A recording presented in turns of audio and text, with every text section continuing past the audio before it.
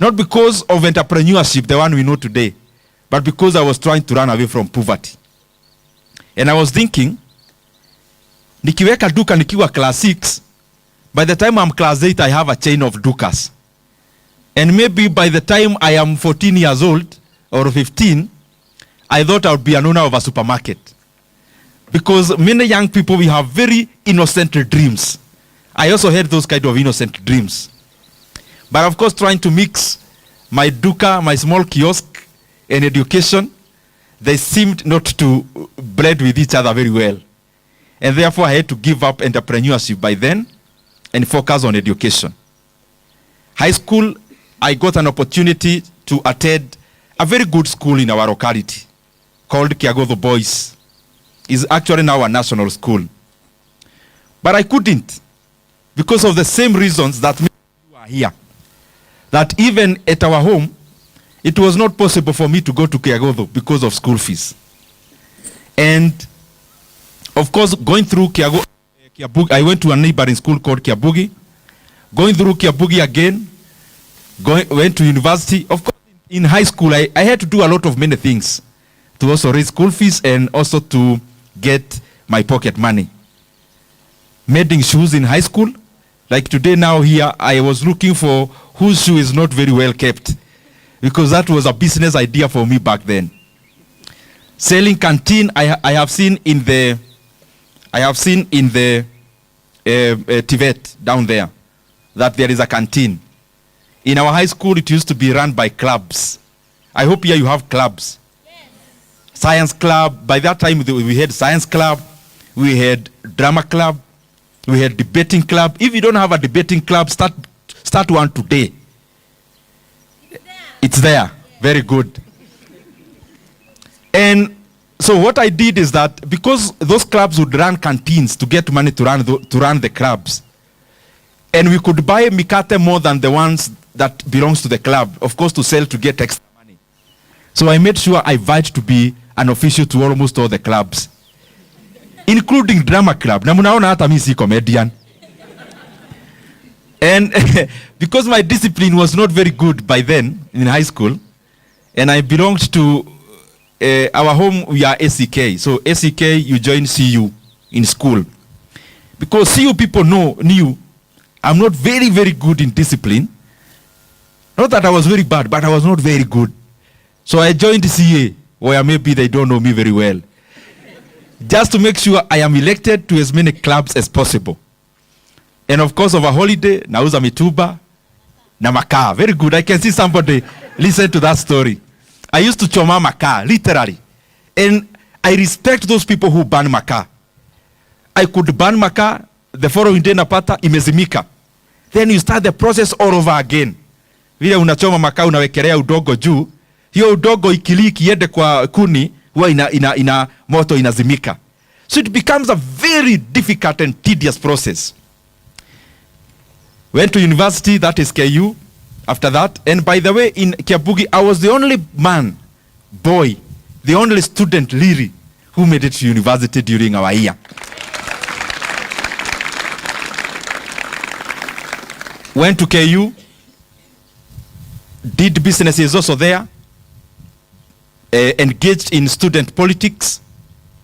Because all these things I'm telling you, because when you join an institution of learning, like the way you are here at Kenswed, you are not here to pass time. You are here to be transformed. I have gone to the Tibet down there, the Technical Institute, and I went to the hospitality area where they are cooking. When you see a cake being made in that kitchen, it is a transformation of wheat and other ingredients. Here in school, you have to give yourself up to be transformed into a product that you should be in the next 4 years. So when I joined KU, I wanted to come out as a product who would thrive in business, a product who would thrive in leadership. And that is why I was single-minded sure that I wanted to engage in student politics and also to engage in business. And of course, after that, after graduating, and I'm saying this because I've heard from your principal, In my graduation, my mother came, of course, with the other parents. All the people who are the age of our parents are our parents. So they came. And because I was a graduate, I talked last. I hosted them for lunch at a place called Kenyatta University Conference Center, just huko ndani ya KU. So it was my chance to talk, and my mother had come. His son was graduating, the only son, so very proud. You know, our parents always are proud when they tell others, my son works with Barclays Bank, my son works with Safaricom, my son works with Microsoft. So when I was given a chance to talk, I told them to go pray for me not to get a job. Then my mother was wondering, you mtu nimsomeshe yu alafu anasema kazi hataki. Because it's the joy of every parent. Wakienda kanisa, anasema my son works with Toyota Kenya. My son works with there and here and the other place. Because I knew if I got into employment, I was likely to be distracted, yes, and also veer off from what I was really aiming. So I gave up that. It was very difficult, of course. You've just graduated. Your former classmates, wanakwambia, I'm working at PwC. The other ones at Deloitte. The other ones in very big companies. But I decided, whatever it may, I am going to focus on entrepreneurship. And that journey now up to where we are today. So when you are here for a transformation. And that transformation is you as Omondi, who is here. You as Fatma, who is here. You as Mwangi, who is here. You as Wafula, who is here. The title that is known to you at home is Omondi, yule mama yake anatuzianga omena pale. You are here to transform even the title of your parent. For in future people to say, huyu ndiye mama Omondi, they will no longer remember yule anatuzia omena. They will now say, huyu ni mama Omondi, yule Omondi mwenye ni MP wa hiyo area. Umetoka. Hapana. Hata nyinyi mnachomeka, kaa chini na mamvuli. Hata nyinyi mnachomeka, najua hata mimi nichomeka kidogo. Lakini asante sana. Thank you very much. Kuja hata naona wewe ni mtu mzuri.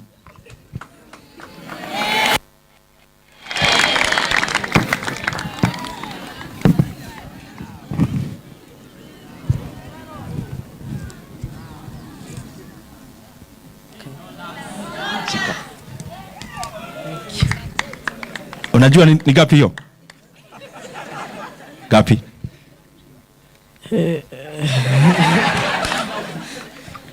Waonyeshe, maybe wanajua. Sawa, kaa chini. Thank you very much. Naona mtu wako na mamvuli pale ati anakuja tena. No, I'm okay. Kwa sababu hata nyinyi mnachomeka, hata mimi nichomeke kiasi. So nilikuwa nimefikisha wapi? Msikuwe tu mnaniangalia tu hivi. Bas, very good. You even change the title of your mother. Watakuwa wanasema yule Omondi, mbuge wa hapa Nyando. Umeshika hiyo maneno? Huyo ni mama Mudhoni, yule daktari mkubwa wa pale hospitali, hata ni yake mwenyewe. Very good. I think anaitwa Mudhoni huyo. And you are here to get transformed. Always underline that. You are not here to pass time. Ati masaa tu unaangalia masaa iishe na matime iishe na your age is also progressing. That is what you came here for. That's not what you came here for. You came here to be transformed. In the next 4 years, you're a better product. In which way? Of course, number one is good grades. Because I want to tell you, going to an institution of higher learning, even if you are just there doing nothing, you are better off than a person who never went there. So you must aim, of course, all of us here, to join universities. And we have the capacity, because everyone here at Kenswed are people who already performed very well in their primary school. After you get good grades, always know that today's world, something called character is very important. Na character is encompassing many things. As you aim good grades, aim to be a very well polished person when it comes to emotional intelligence. Be a person who have well-grounded emotional intelligence. Be a person whose character is rhyming with today's economy. And you know, nowadays, there is nothing much to gain with being dishonest, for example. There is nothing much to gain by being mischievous. There is much more to gain with being a person who is responsible, who can be trusted, and a person, of course, ambaye akiwachiwa organization, watu hawana tubojoto. Become a person all-rounded in your character, in everything. And of course, all of us here, I asked one of your student leaders. She told me she wants to become a HR manager. And I was asking her, why a HR manager? HR managers report to CEOs. You're at Kenswed. Some of you have even boarded airplanes here, have gone out of the country. I know that. Some from Kiharu have already done that. Wewe mtu already anaenda na ndege ukiwa high school and you are aiming to become a HR manager. Yes, HR manager is a good title, but why not aim to become a CEO? Hapo kwa HR manager ikuwe ni kupitia ukipanda juu. Are you getting? I hope there is no one here who is aiming just to become a pilot. You should aim to become a pilot of your helicopter and to become a pilot of a fleet you own. And that is what you are learning here at Kenswed. Entrepreneurship is at the core of what you are learning. So become well-grounded, not just academically, in terms of character, in terms of temperament, in terms of emotional intelligence. Become all well-rounded. And lastly, on that front, it is never in your best interest to engage in, allow me to call them stupid things. Anyone here at Kenswed who would even imagine of engaging, for example, in substance abuse is a person who is not even fair to their parents. There are things that should never even come close to your mind. Ati kuoja hii, kuoja ile. I can tell you those things are just a highway to ruin. And you are not here for that. You are here for that not very well straight path, but very narrow path to success. That's what you are here for. And that is why you are chosen to come here. That's why you are few who are here. And that is why you have that opportunity, you, as you seated here. Now, your school curriculum has everything to do with entrepreneurship. I just want to rubber stamp that and reinforce that our economy, Kenya, the economy of Africa, will not be shaped by those of us who only come to institutions of learning with a single mind of being employed. Not many Kenyans have the opportunity to come to Kenswed. Not many Kenyans have the opportunity to go to university where you are going. Therefore, if you are part of the cream and you are going there to look for jobs, who will create jobs for all the others who don't have the opportunities that you have? Where will these jobs come from? Jobs cannot be grown like maize or mangoes. Jobs have to be created by people. If it is not you here who will create those jobs, then who is that person who is going to create a job for anyone? That at Kenswed, you already are trained to be an entrepreneur. But you are already now fashioning yourself on writing a CV. In fact, I would be happy if none of you here engage in any business of writing a CV. You will be in a business of writing business proposals and plans.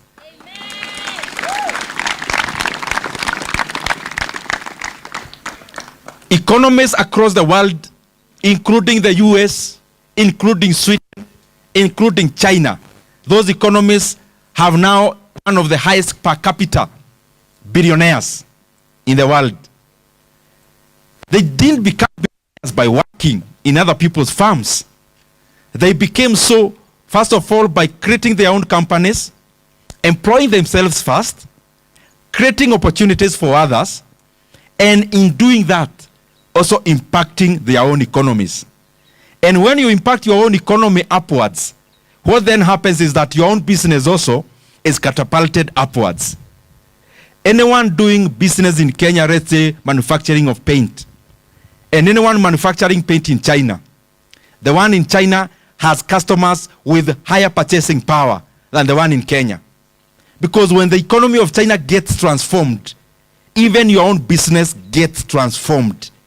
And therefore, I'm calling you here today, requesting that please don't go through the years at Kenswood with all the facilitation there is to shape you as an entrepreneur, for you to also join in into the many people who are looking for jobs. Be on the other side of the spectrum, people who are creating those opportunities for themselves and others. Last 2 points. One of you here asked me to kipanda hapa, what motivates you? One, like many of you here, you share our stories. Our first obligation when I was coming out of Gadukenya village was to run away from poverty with the highest possible speed. Run away from poverty with the highest possible speed. I am sure many of you here share that. That one of the great motivations you should have is that you can't come out of here and your institution of learning and you go back to the same kind of families we came from. We want to go back to better places. Not the madhouse, but a more comfortable house. We want to upgrade the lifestyles of ourselves and our parents and the people around us. So that's one motivation. That my father was a carpenter in Kiadutu slums in Thika. Nilikuwa natembelea my father. Nikiwa ndani ya nyumba, I could see everything that is happening outside. Na sio kioo ya nyumba. Ni ventilation, natural ventilations. Mianya ilikuwa kwa hiyo nyumba. So, that was one. After you now move higher a little bit, your dream must change now, because you've already almost sure you are running away from poverty and you have put up good buffer. You must go to impact. As you do this and the other thing, looking at impact. Impact you are creating for others, like what Isaac is doing here today. He had enough money to live a comfortable life here in Kenya and elsewhere, but he's carrying the burden for all of us here. We must also replicate that in our areas. And here at Kenswood, very lastly, I think I'm having very many lasts. This should be the very last. There is something that is very motivating from your principal and from Isaac. That you already have a program at Kenswood to grant students and learners here with seed capital for their ideas and businesses. I have not seen anything of such a nature happening anywhere else in Kenya.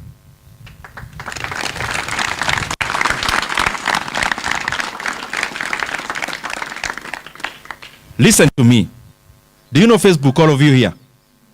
Let me see by a show of hands.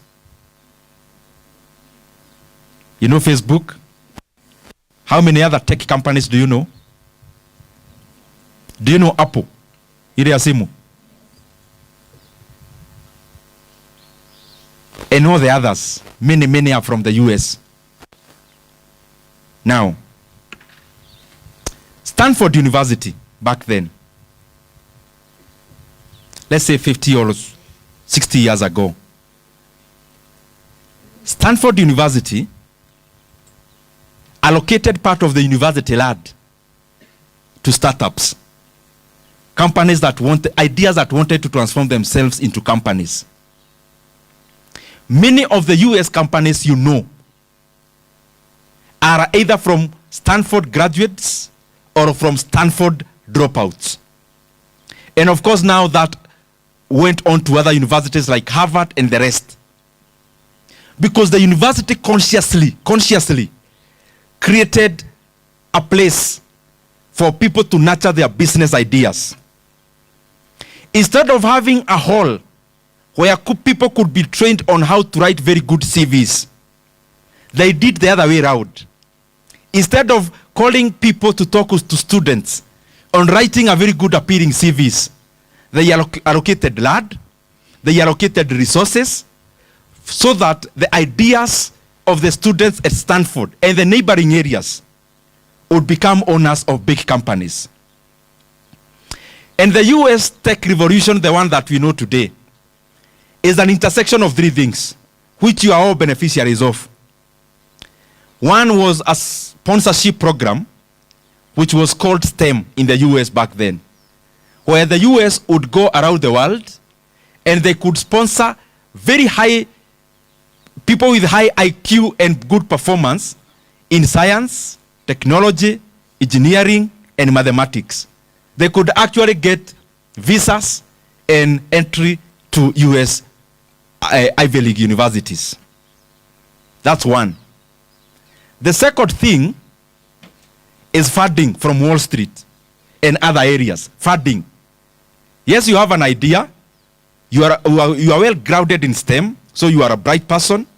So, on the other side, there is now funding. Wall Street ni kama area ya mabanks na pesa, US.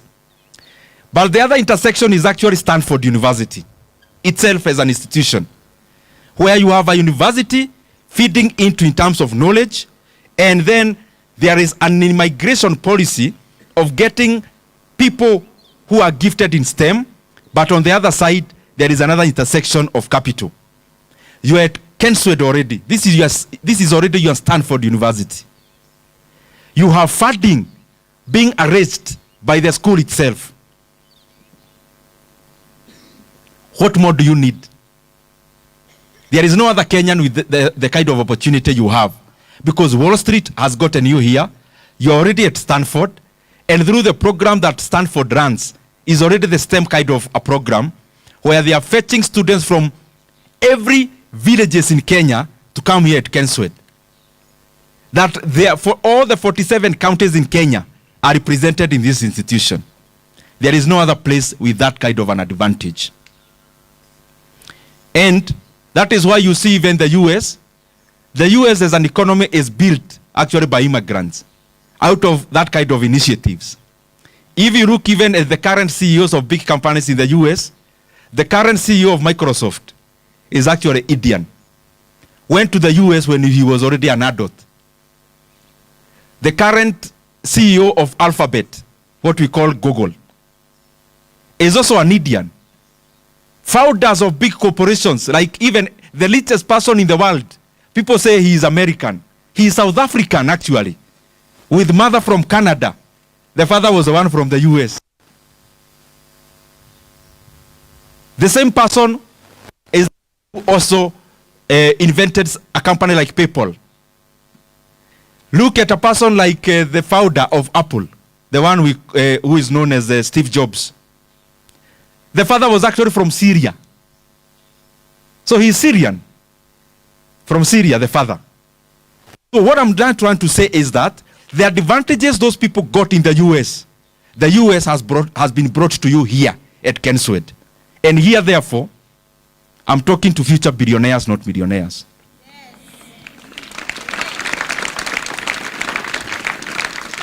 And if you don't believe that, today after this meeting, go to Isaac, our director, tell him, please get another person for my slot at Kenswed.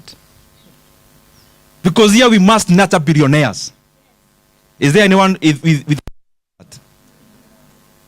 So even as you seek to become a doctor, if you want to become a tech person, your end goal must be creating a company, and a company that has already the very good environment with our founders, with our partners, who can make these companies become something in the future.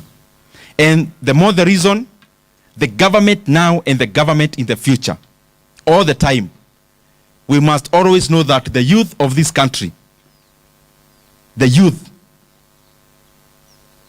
is both the foundation and the future of our economy. And for us to always constantly know, the government all the time must constantly invest in education.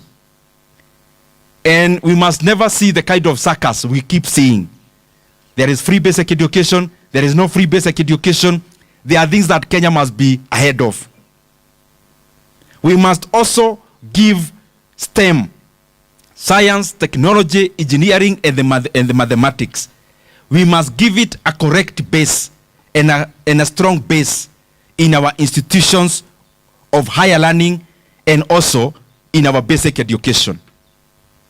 Because the current economy of the world is based on manufacturing, which is high-tech, but also on tech.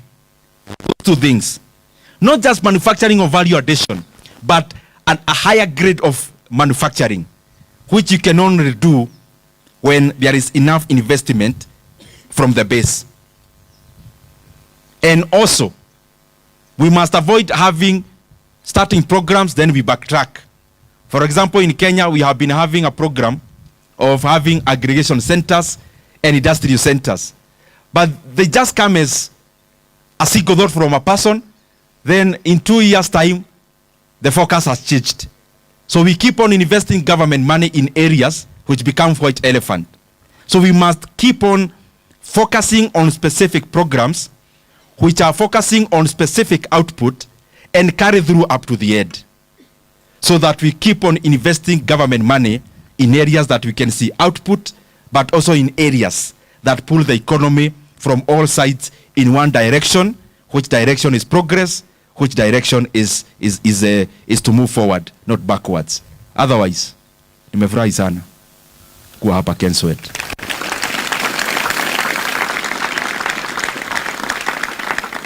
That we are Kenyan, but also we are friends of Sweden. And that is what our name is. And we can continue to collaborate, of course, through the help of our partners, because this is a very, very, very great initiative. I wish you all the best. Thank you. And please, after today, in your box, which you open every day, I want you to write a karatasi and stamp it hapa unafungua box unaona every day. Write the things you want to achieve in the next 20 years. The next 20 years, you'll be studying where we are studying. So you must write the things you want to achieve. You must write the title you want to have. Yes, Mr. and Miss and the rest, but there is that title. You can write a billionaire, you can write whatever you want to write, but have a title where you are moving towards. Are we together? And you must seek from today that your parents and your guardians have done so much for you to be where you are today. You must, from today, give yourself a name and a goal that you'll never embarrass them. That whatever you are doing here, before you do something, always flash back your mind and see your parent and see your guardian. And if they are looking at you, ask yourself always whether you'd proceed to do that which you want to do. So that we also guard ourselves from areas that are slippery, that could take away the dreams that we are pursuing here. Otherwise, I thank you. I wish you God's blessings and may you achieve all your dreams.